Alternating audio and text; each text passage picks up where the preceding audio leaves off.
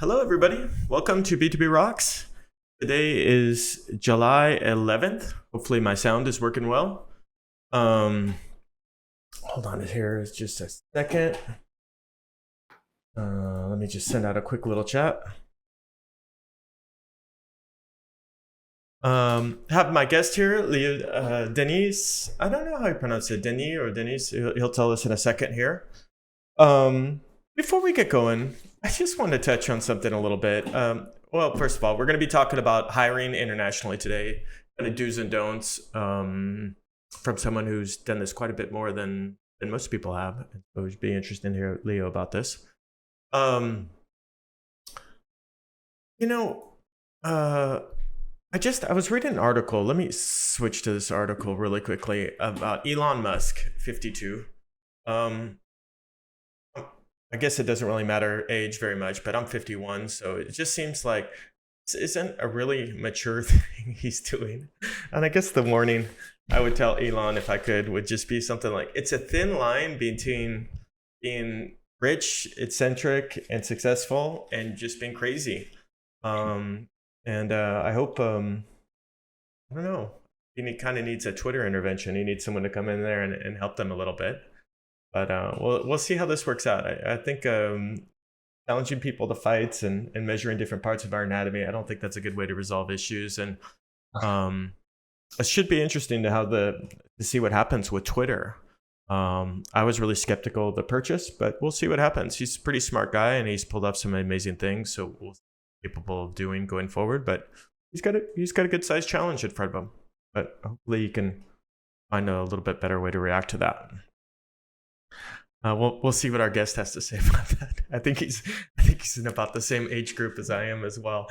Much younger. Much younger? Hold on. Let me bring you in here. There we go. Okay, need to bring you in. You're a little blurry around the head. I think it's because you don't have your green screen up, but you're fine. Welcome, Leo. How are you?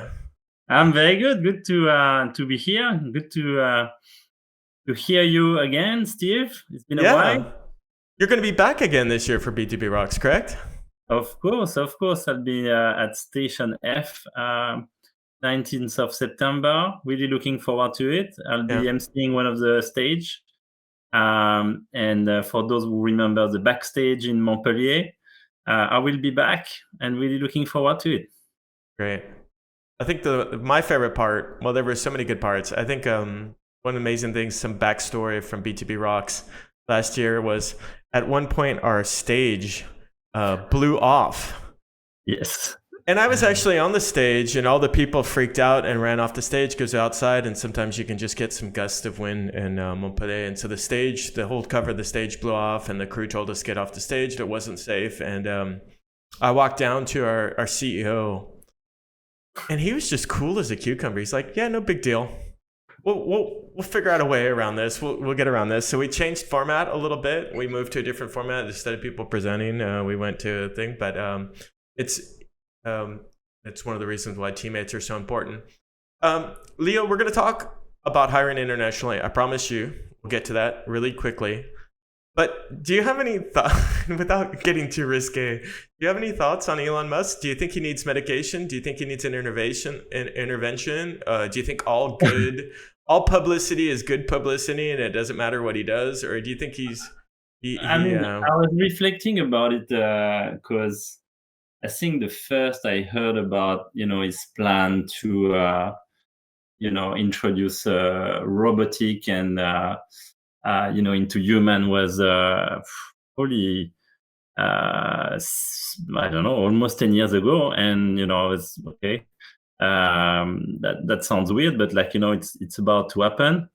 So if there is one thing, it's probably crazy. It's we also need to acknowledge it's probably very visionary, and he's very, very good at executing and realizing business ideas, and when you look at the success he has currently with Tesla, revolutionizing the car industry, which is one of the oldest industries still standing. It's quite amazing. So he's is crazy, but there are a bunch of people actually following him. Yeah. No, from personality standpoint, I'm not a big fan. And yeah, so that's why I would, I'm still a bit borderline in terms of when I hear his name. But having been in at Vivatech, widely, actually the day before he came, a lot of people were so excited about him coming to town, and he's definitely the new, in a new way, the new kind of Richard Branson.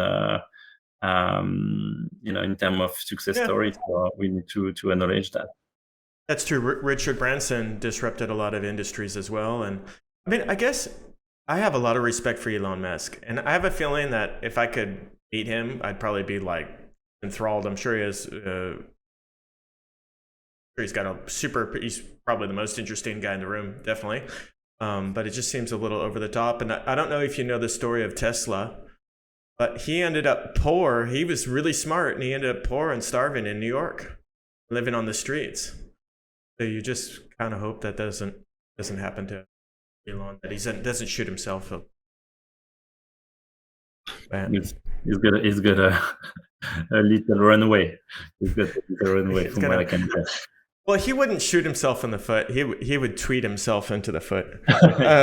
It'd be a little different. So listen, let's get to the subject here. Why don't you tell us a little bit about your role and what you do, Leo? Yeah, cool. So I'm the founder of a company called Australiance. I started the business back in 2010 in Sydney. The original vision was to help international talents and innovative business to succeed internationally. First market I really covered was Australia, so I helped a number of organizations from all over the world. I've helped thousands of professionals relocate to Australia, find their dream job in Australia, and then probably since 2015, 2016, we started to help Australian companies, especially startup and SaaS companies, go to Europe. So basically our company is all about creating sustainable and meaningful connections. We've got 3 lines of services: talent acquisition, market entry services, and startup network. I think market entry, we understand. What is the startup network? Can you tell us a little bit more about startup that? Network. So we've since 2016 we've run a number of events. We've actually run B2B Rocks for 4 editions in Sydney, the Australasian edition, 2016, 2017, all the way until COVID hit. And we run a nomad event series called Startup and Angels, which is now morphed into a community of over 3,000 entrepreneurs, investors, experts in over 50 countries. Mm-hmm. We've recently launched in France back in June, and basically, we create connection for early stage startups to help them find their first client, first investors. And we run this on kind of membership and event community model. Okay, great. For those people who might not be familiar with that, what's going on in Australia right now in startups and SaaS? For the last time I checked, it was pretty hot continent. Yeah, literally and figuratively. Yes. So, a lot of things are happening in Australia right now. Few things. I think, climate tech is definitely very, very hot. Similarly to other market, I think fintech had it very hard. So we've had a number of, clients really struggling with their funding. Recently, There was a number of things happening in the tech space, with obviously the large players making a bunch of redundancies back in December, January. But overall, the ecosystem is very, very strong. There's a big push in all the capital cities, actually, especially so Sydney, where we've got our head office. There's a new concept called Tech Central coming up that is pushed by the government. And in Melbourne, there is a big push as well to both help Australian startups expand internationally and as well attract investment. So they've actually created a state fund that is looking to invest into international startups all over the world. So there's a big push, and over my time in Australia, I think technology was probably just out of the top 10 industries 10, 15 years ago, with the leading technology company, or the first unicorn is Atlassian, the first Australian unicorn. But technology is the fourth pillar of the economy. So it has overpassed, pillars like education, which traditionally was very, very, very strong in Australia. There's a big push, both in terms of software company, but also in for digital transformation in Australia. So very, country that is very open for innovation, early adopter of technology. So it's a good playground for tech entrepreneurs, I would say, and for SaaS in particular. What about talent acquisition? Is the talent market, is it very, very tight, or? So it has been extremely tight. That's pretty much all we started with Australiance talent. So our talent acquisition business back in 2016 is through the realization of the talent shortage, especially experienced talent, because there has always been a large student pool, international student pool in Australia, who enjoy some of the best universities in Asia Pacific. So that attract a number of professional from India, China, Vietnam, Singapore, who come to do master degree in Australia. So for entry level, the pool of talent was interesting. But for experienced talent, there was this kind of skill shortage, and that's where we looked at hiring from all over the world for a number of our clients. With the borders being closed during COVID, that has really created a talent shortage. So unemployment is around 3% in Australia. Wow. So literally, restaurant, retail shops, even Uber are struggling for staff.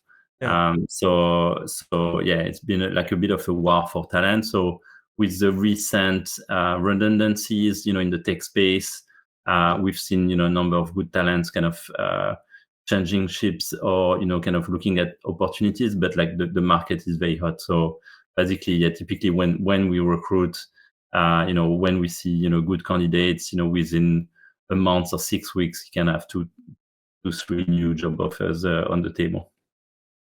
Well, good. If I ever want to change continents, I know what I gotta do. Yeah, no, it's pretty. Good day, mate. It's pretty hot in the tech space,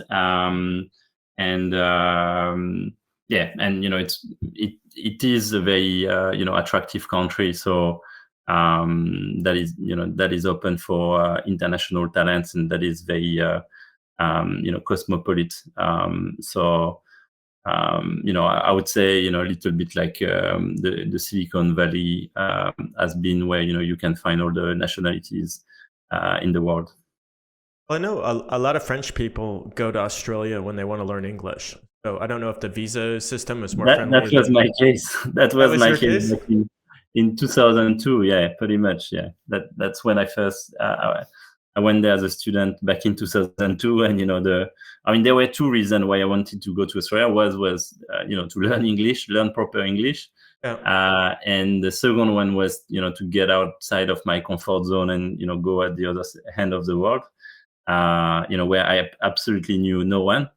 And yeah, I mean, it's a very easygoing country, but it's at the other side of the world, Yeah, depending it's on on the other side. where you come from.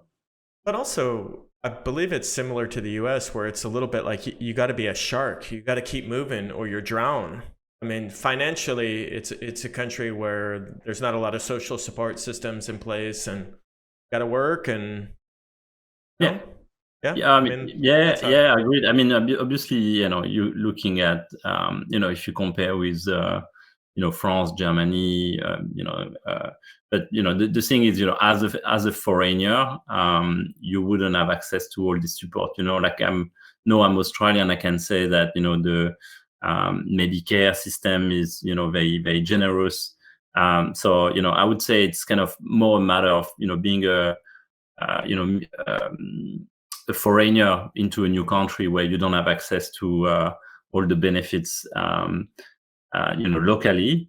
Um, and yes, the cost of life, in the capital cities, I mean, especially I would say Sydney and Melbourne, and especially Sydney is quite high. But it would be comparable to Paris or London, or probably, yeah. I mean, maybe in between Paris and London in terms of cost of life. So yeah, if you don't work, yeah, your savings can dry out quite quickly. At the same time, there's a lot of work. So if you need a job to feed yourself while you find the right gig for you, that can be done within a week. Yeah, yeah. So more opportunity as well.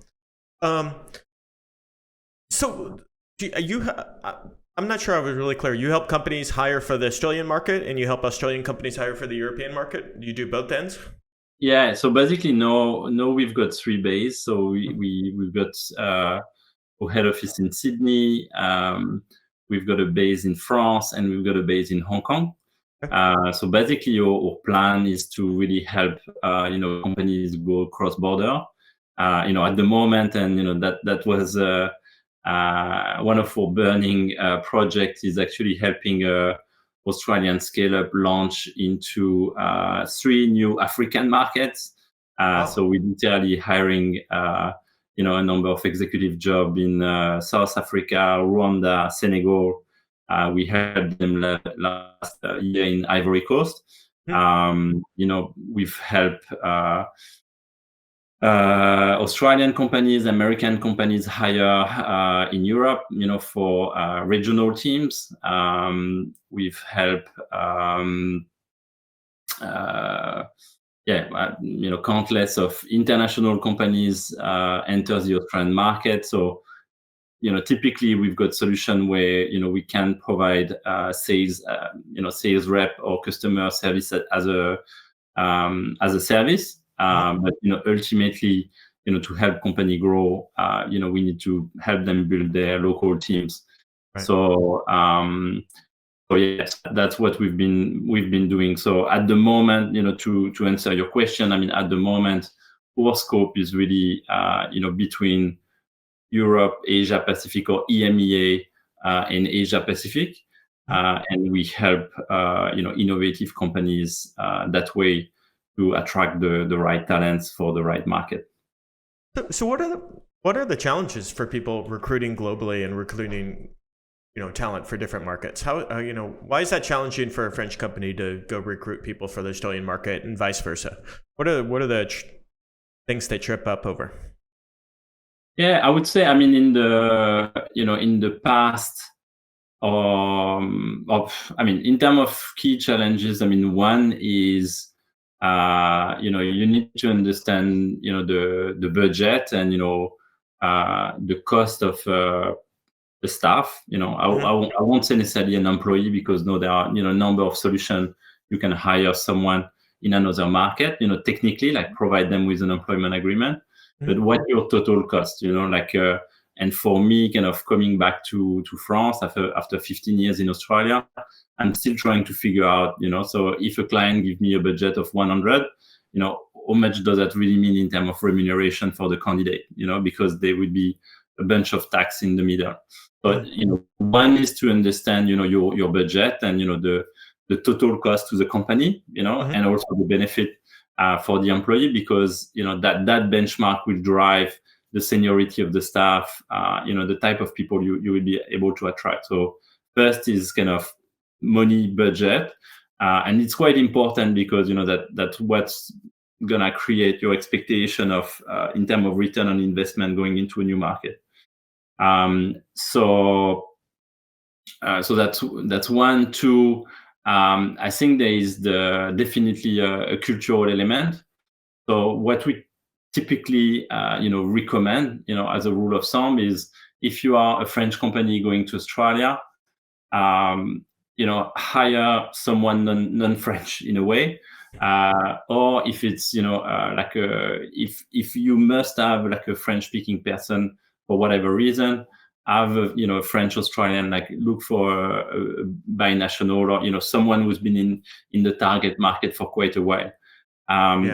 Because I won't kind of name and shame some large companies, but one Please, of the can we? Sorry. Some large government-owned companies building submarines who didn't want to work with us. But the thing is, culturally there'll always be a difference. And we've helped an Indian company, like a large, actually, I mean, in India, it's quite a large listed company. We helped them in Australia, and for them it was a no-brainer. They needed someone with an Indian background, because just the way they work, the administrative way they worked, and just the tone of the email they would send. I mean, as a non-Indian, I wouldn't have lasted in this company over 2 months. So culturally, you need to find the right fit for your organization, but also for the target market. Because I mean, one of the reasons why you're going into a new market is either because you already have clients there and you need to serve them, or you're looking for clients there. Right. So you need someone who will be able to do that, sales or customer facing role. Hire local.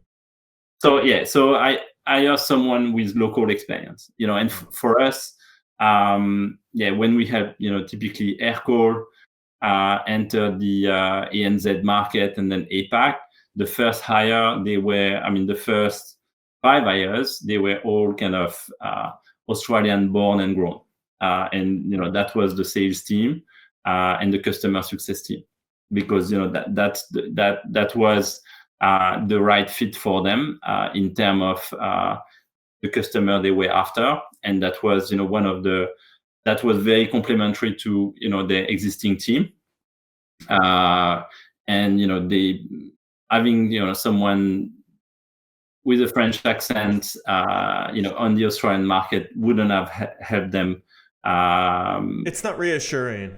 It's I think humans, we're kind of tribal. We like to be around people that are like ourselves, similar in values and clothing and everything else. And so if we hear a strange accent, it's actually kind of interesting to meet people with an accent. My accent works really well in France, but for business, reassuring when you have a local. Yeah.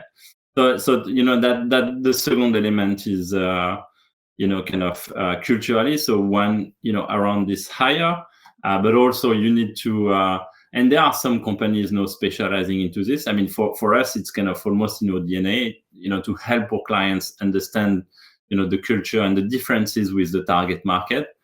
Actually, sometimes with the French clients is the most difficult. I mean, to tell them you just can't do that in this target market. What you just have done arriving 20 minutes late.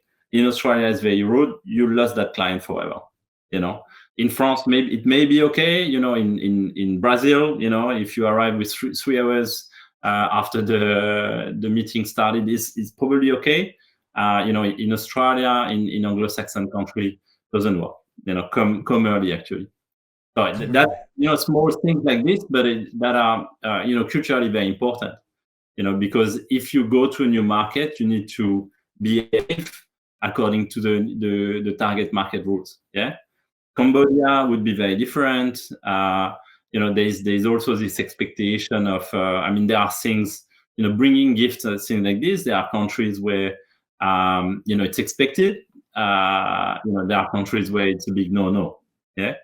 So that's quite important in terms of, for companies, looking to not only hire, but looking to grow into new market, is to be able, to have done this kind of due diligence and market research.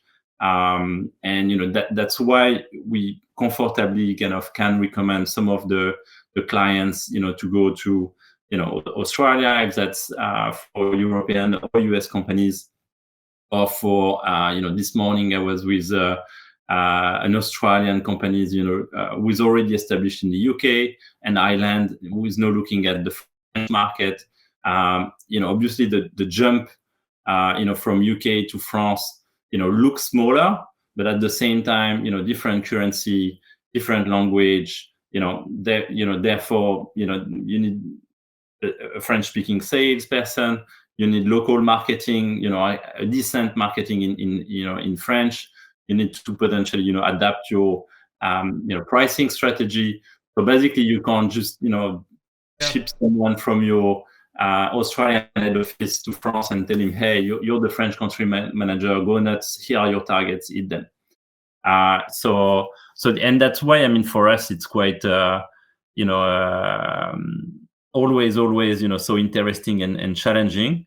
And kind of every new clients and engagement is it's kind of almost a endless project in itself. And I must say, if the product or the solution is good to start with, like probably one of the biggest, we've got few success stories, very large success stories, we can share with our clients. But it all starts with the solution, but then that's all the way you then market it for your target market, and you take it, find the right go-to-market strategy, whether that's direct, whether that's through the right distributor or agents, in your target market. It's funny. I come back to this culture thing so often. In my culture, when I grew up, like, that we were always told to be like somewhere 5 minutes early.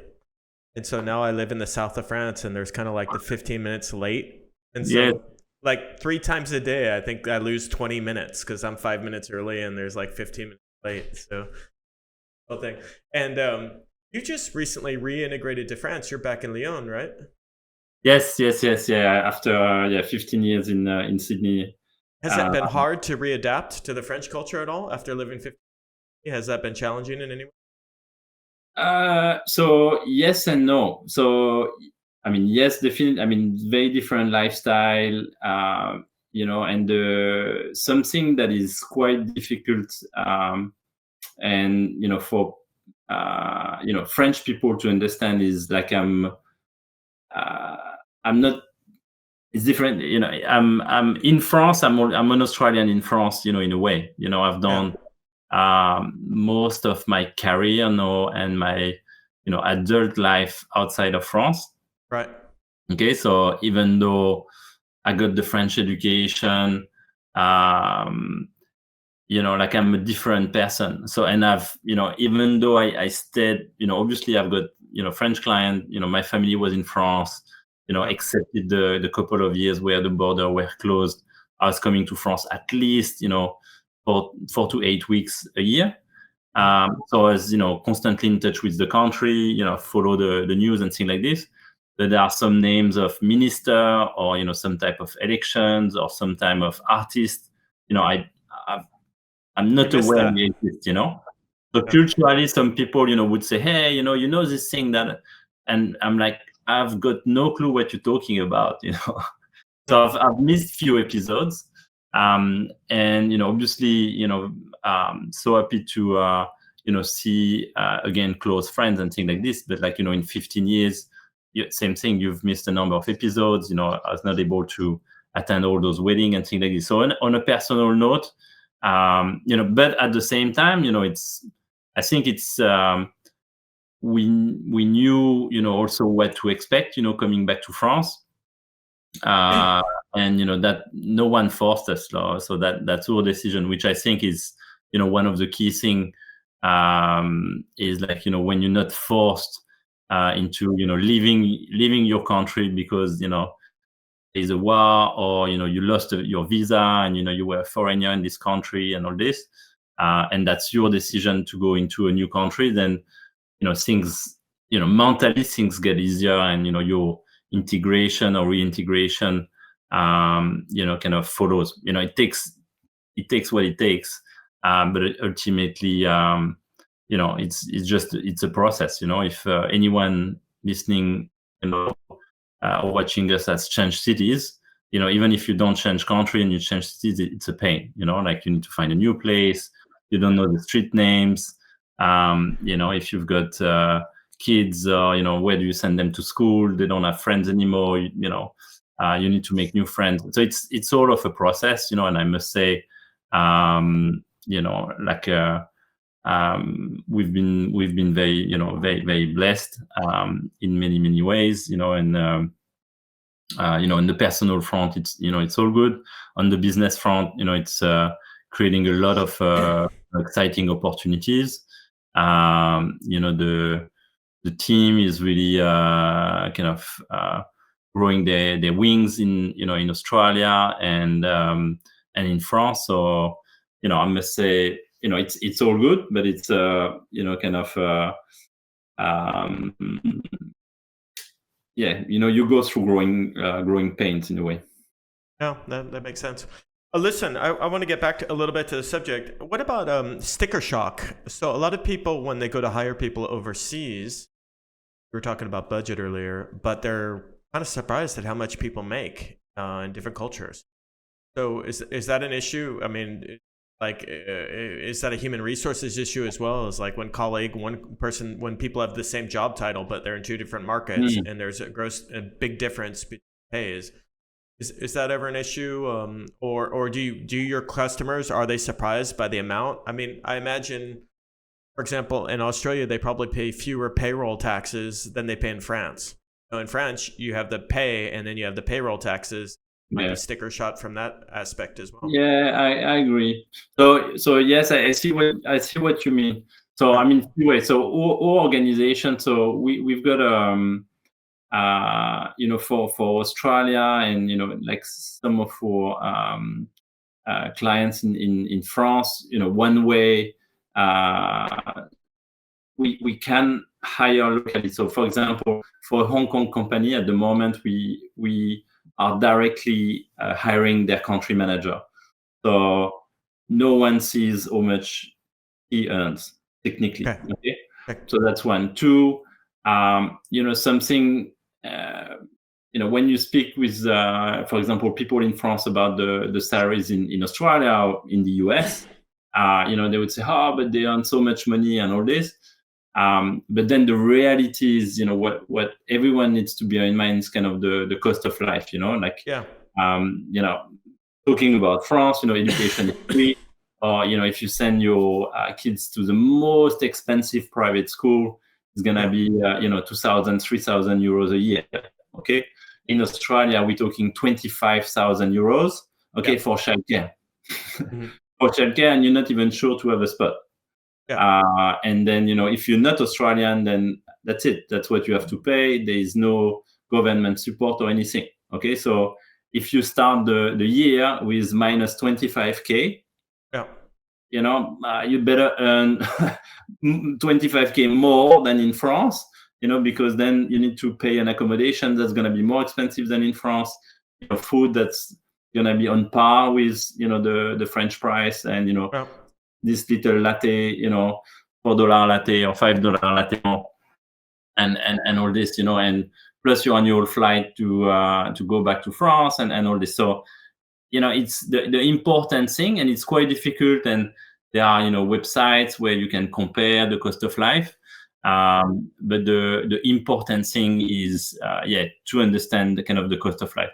At the moment, we are hiring in Rwanda, for example, and for a country manager, we just want to manage expectation, but like our budget for like a top professional and is around 50K euro per annum, and that's the top role. And it's for Rwanda, it's like an amazing salary. You're probably living pretty well on 50K in Rwanda. You probably have, yeah.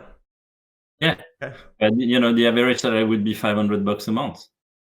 So yeah, but like would you so someone in France, in a country manager role, and that's to manage a team of 30, 40 people.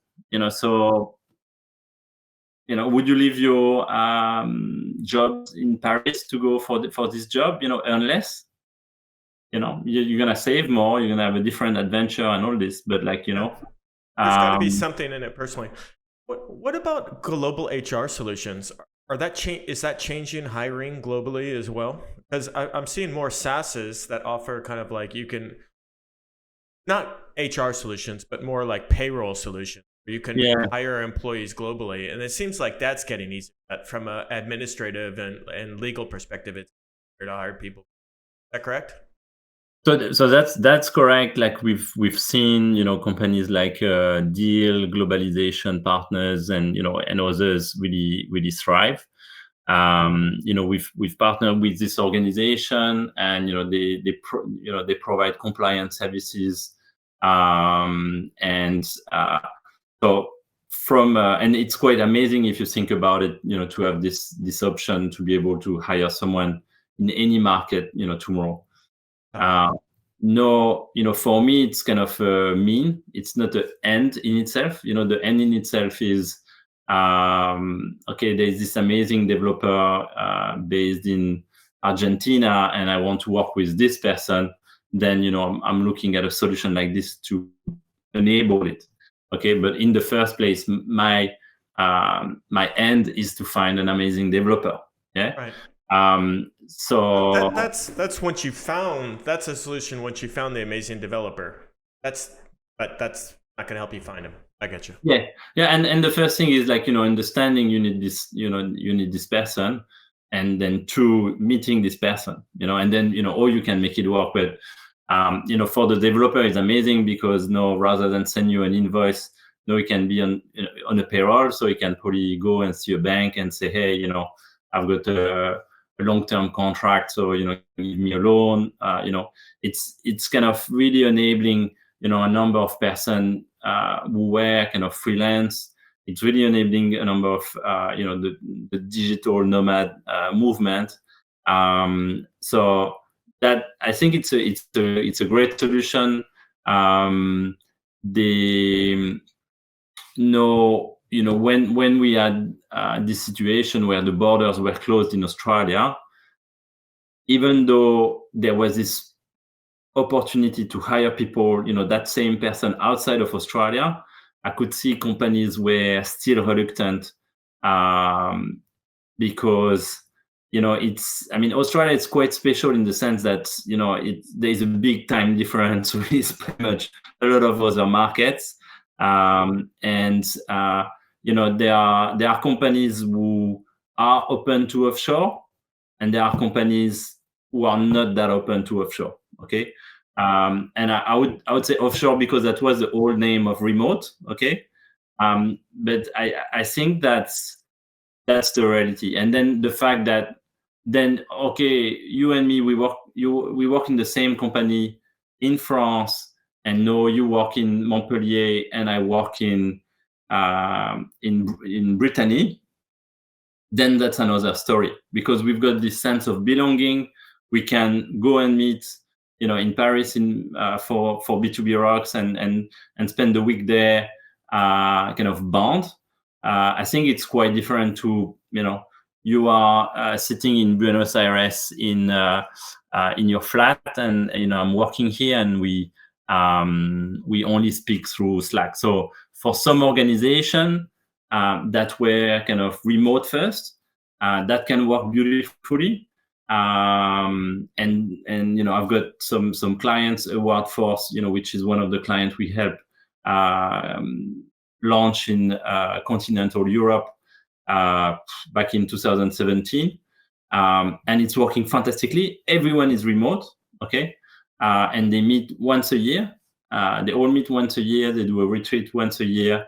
During the rest of the year, the founder, the founding team, they travel and they meet other people one-on-one, and it worked perfectly. Some companies are kind of actually completely going back to the office, and if that was part of the original culture, people join, then that's fine. And then you see some companies trying the hybrid, but I still want you to be 3 days a week in Paris, 2 days a week in Paris.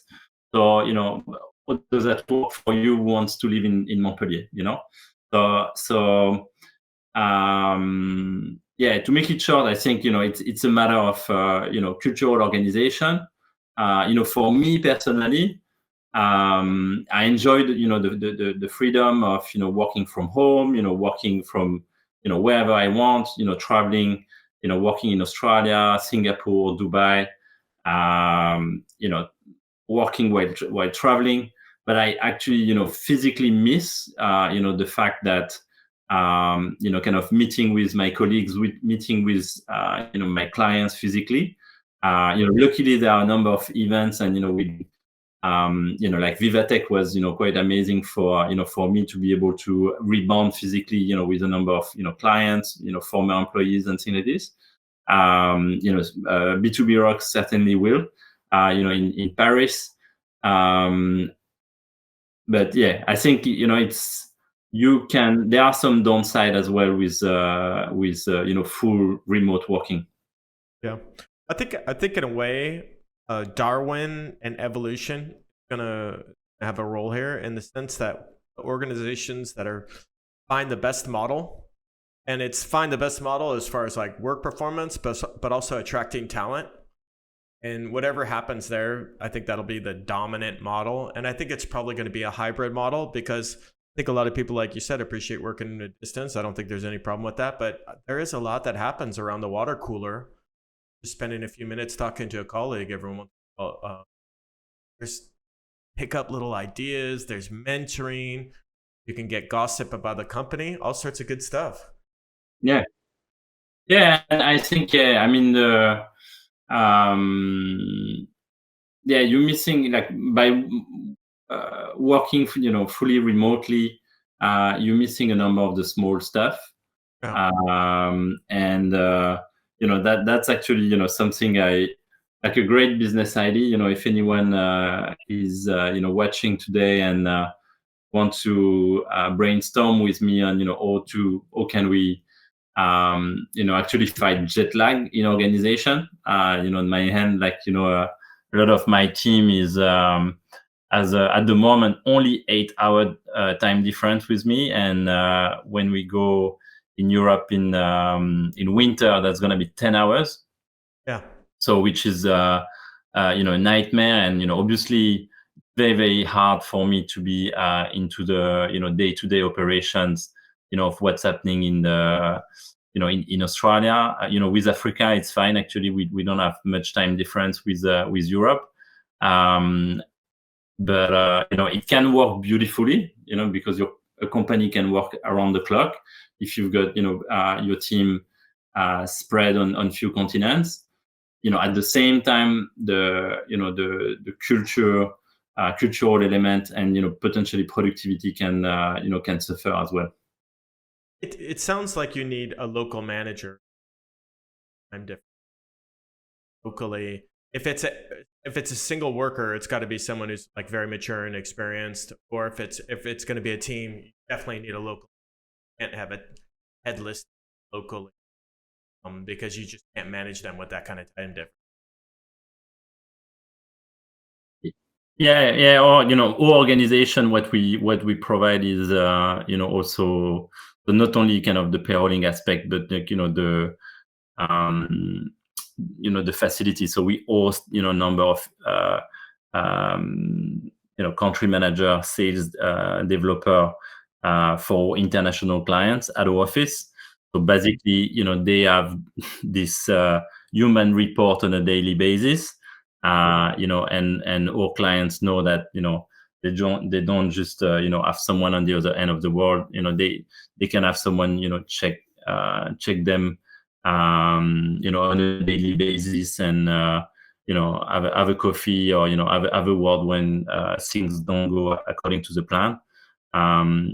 This has happened with one of our French clients. Actually, their sales rep that we managed in Australia had some health issues, and they were notable about it. And they were putting a bit of pressure on her, saying, "Hey, why haven't you met 30 new clients this week?" And and the reality was, she was sick, and she didn't know if she could mention it to to her boss. And when we mentioned that, said, "Hey, yeah, but she's been down at the moment because she's having some troubles." They had no clue about it. So so there are some setup like ours, that can,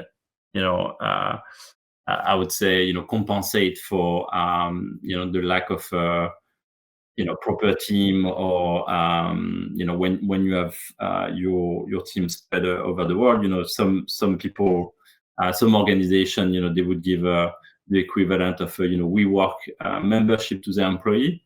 And at least that give even if you only have one employee in Dubai, or one staff in Dubai, he will have a local community he can build on, and and learn from.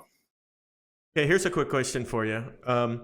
Do you know of any other country that has ticket restaurant like in France? So in France, we have little restaurant tickets where a lot of businesses, if you work for them, you can go to lunch and you pay all or a portion of your lunch with a little ticket. I have never been to another country where they use that. Did they use that anywhere you've been to? Interestingly, there is Eden Red, that is no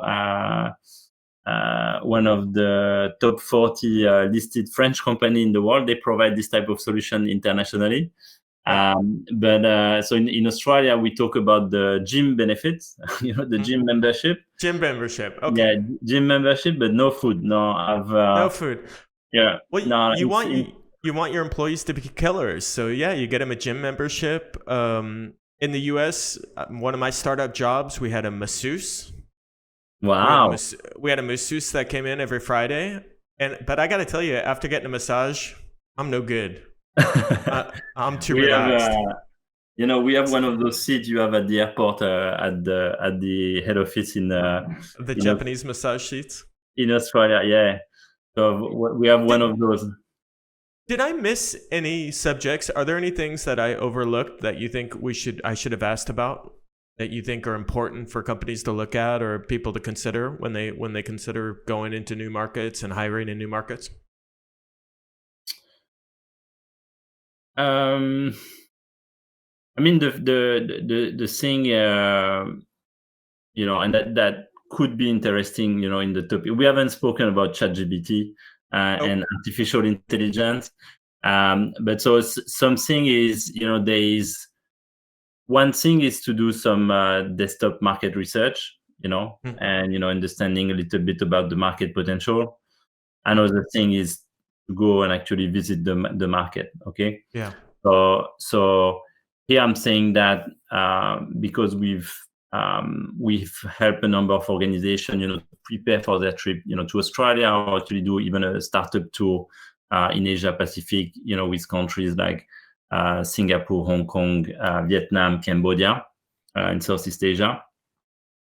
But it's really when you go to the target market that you understand a number of things. Recently I met a delegation from of Australian startups who came. We did 2 days in London for the London Tech Week, and 2 days in Paris for Vivatech, and then jumping into other countries and then going back to Australia. That's one way to do it. I'm not sure. It's amazing because in just a week you can see a number of markets. But that would give you just like a pretty superficial view of the market. And yeah, if you invest the time and the money into the flight and accommodation and the business trip, I would encourage to get a local consultant or let's say a guide organizing this trip with you, and maybe arranging some some meetings. And one of the big mistake I've seen a number of companies do is they go, they travel, they meet a lot of people, and then they go back to their base, and they go back into their day-to-day, and they don't do the follow-up properly. And that, for me, like our first engagement back in 2015 for a French company in Australia, left me so much frustration because we organized something like 40 business meetings in 2 weeks, 3 different cities, and they went back to France, and then the prospect, they were coming back to us saying, hey, can we get a quote? They told me they would send me this, can they do this and all this? And I could see, they were back into their day-to-day, and they just wasted, to Tim, like a lot of money and their time, which is like precious. They had a fantastic time in Australia, but I don't think that was the purpose. And 3, they destroyed their reputation. If you go into a market creating the expectation you're gonna serve that market, then leave someone behind. And if you do it through a company like like us, or the guide, then then keep this, assuming he's doing a good job and you trust that person, then he could then become your first kind of point of contact or voice and pair of eyes in the market. Yeah. One of the things that's come up over past shows that we did, especially when to go to the US market, is typically the companies that have most successful in the US market, like Aircall, which you mentioned, and I'm thinking of another Belgian company around data, but Calibra. But one of their founders went and moved to the country. And what he said is like, you need local people for the culture, but you also need someone really aligned with the philosophy of ownership and has a personal stake, make things successful. And because you get a lot of noise from local markets, like, oh, we need to do this, this, this. And it's people that have local experience, but they're not necessarily aligned with a corporate or understand the culture of the company. And so that a founder, eventually a founder, I don't think it's a necessity, but a founder, when they go overseas, they're able to cut through the noise of what's like, if they give you ideas on the product or feedback on the product and say, no, that's not really, do you see what I'm saying? Yeah. I don't know if you found that to be true too. Yeah.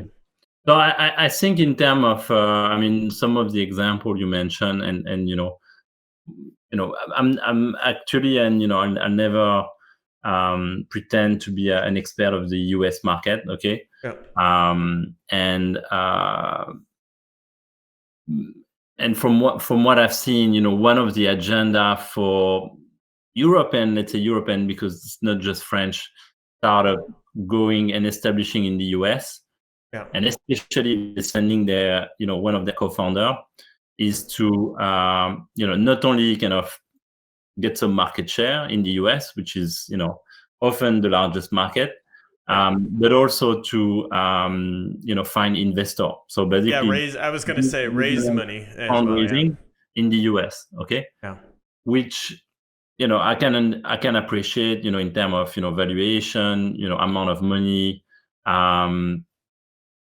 and which also is a bit sad. And that was a big topic in Vivatech, in a way that a number of the best early stage French startup, were then becoming US companies. And this all talk about the sovereignty, but Yeah, it's complicated. It's complicated because there's a lot of issues there. I mean,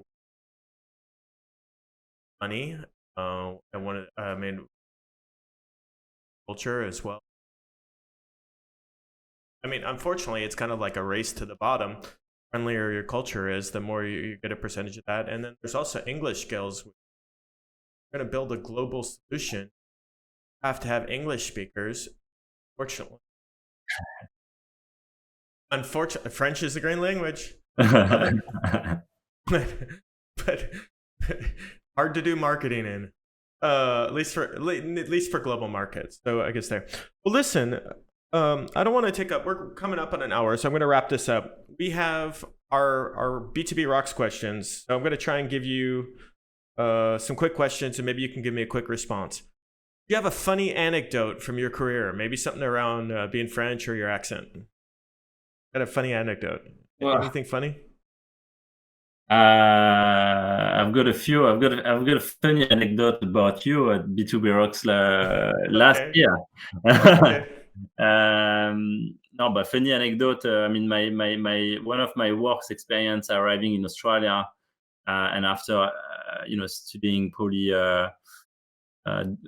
easily a dozen of years in English, in the French education system. Arrived in Melbourne back in September 2002, and I had to write down town hall on a piece of paper for the bus driver after asking him 10 times if the bus was going to town hall. I had to write it down, and I felt really, really like shite that day, because that was literally the first time I was taking the bus, in Australia. And I was ahead of 7 months in Australia. I was, like, what the heck am I doing here? But yeah, over a few beers, I may have, better anecdotes, but that's the one. But that's a pretty good one. Yeah, but I'm not apologizing anymore about my accent. That's mine. Like, it's a frothy accent now. No, well, that's a public announcement we should make to everybody. Accents in a foreign language is great. It's better than a business card. Yes. I meet people in France with my accent, and I've got a heavy accent in French, and they always remember who I am. And but I think it's great. And I know that, Leo, I'm sure if I took you to San Francisco and walked you around, I'm sure people would be fine. So I think it's great. It's actually much easier to meet people with an accent. I think I'd be more successful selling in France than in the US. Okay, what would you like to improve in our industry?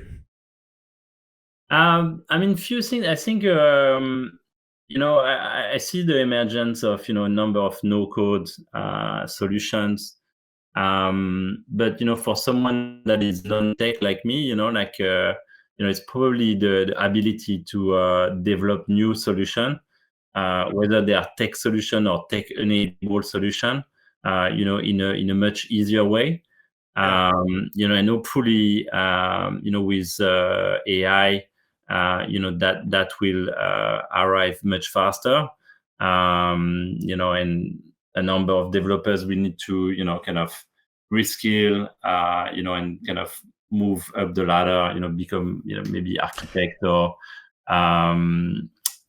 It's true that developers are kind of a choke point for our industry because they're very expensive positions. If you need one, and the more technical it is, the more they're expensive. So use some of that overhead, that technical overhead, by having able to do a lot of this stuff with AI. Yeah, no, absolutely, that makes sense. Yeah, I think we would come up with way more productivity and creative solutions, if we didn't have that barrier of coding in a way. I just can't wait until my kids have AI tutors. I don't have to tutor them on. That's like, sign me up.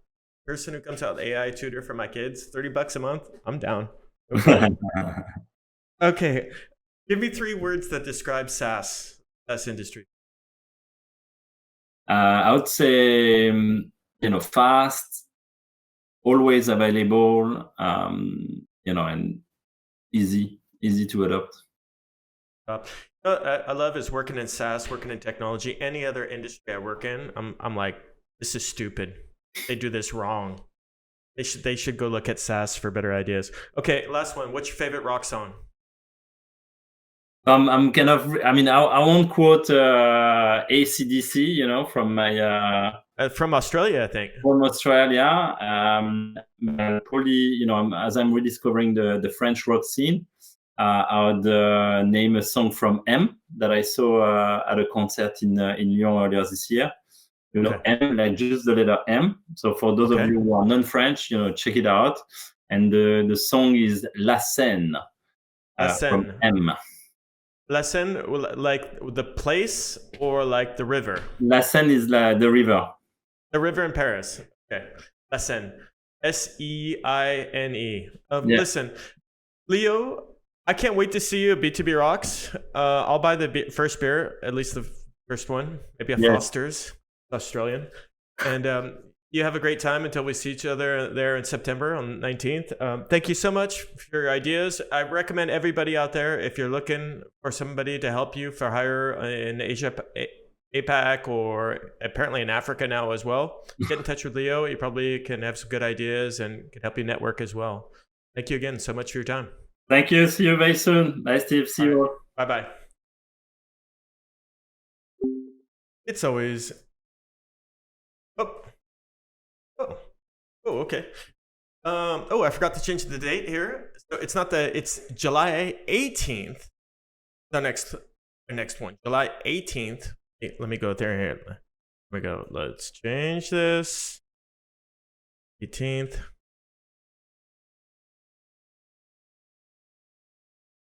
Okay, everybody. So on July 18th, we're going to have Doreen Purnell of Scaleway. She's their VP of Sales. Spoke with Doreen today. Really impressive young person. Wow. So I'm really looking forward to this, and I had a lot of interesting conversations with other people on sales. So it'll be a really interesting talk. I hope you show up, and thank you so much, and have a great day. Bye-bye.